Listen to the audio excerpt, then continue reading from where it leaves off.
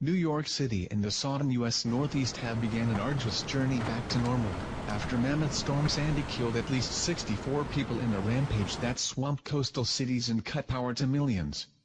Financial markets reopened on Wednesday with the New York Stock Exchange running on generator power after the first weather-related two-day closure since an 1888 blizzard.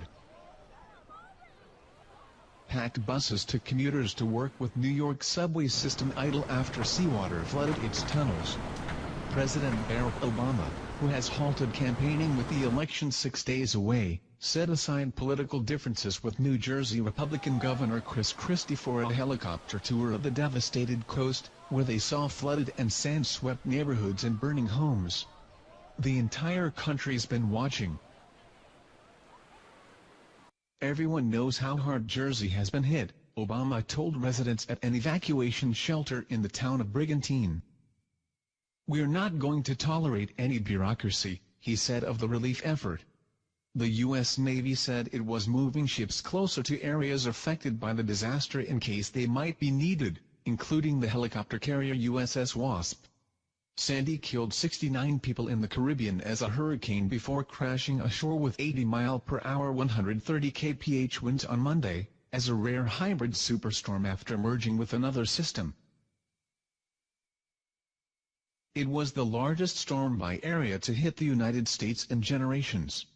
Sandy was likely to rank as one of the costliest storms in U.S. history. One disaster modeling firm said Sandy may have caused up to $15 billion in insured losses. Long road to recovery. About 6 million homes and businesses in 15 U.S. states remained without power on Wednesday, down from a high of nearly 8.5 million, which surpassed the record 8.4 million customers who went dark from last year's Hurricane Irene. Economists say there is some positive news for the economy, with increased spending from reconstruction expected to help boost growth next year.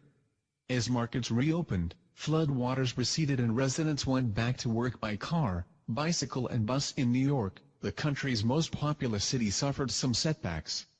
"We've been operating without power, we're a resilient group here.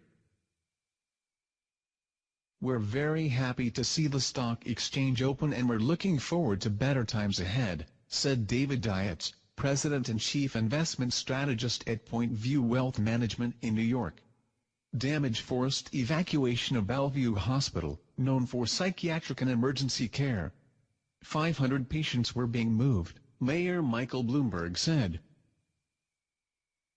An evacuation order for 375,000 New Yorkers in low-lying areas remained in effect. With subways down, the mayor said cars must have at least 3 passengers to enter Manhattan. Across the Hudson River in Hoboken, New Jersey, water that reached chest-high on Monday was knee-high on Wednesday morning. More than half of the gas stations in the New York City area and New Jersey were closed due to power outages and depleted fuel supplies, frustrating attempts to restore normal life, industry officials said. Tempers flared and horns blared in a line of some 30 cars at a Getty service station in Gowanus in the New York City borough of Brooklyn.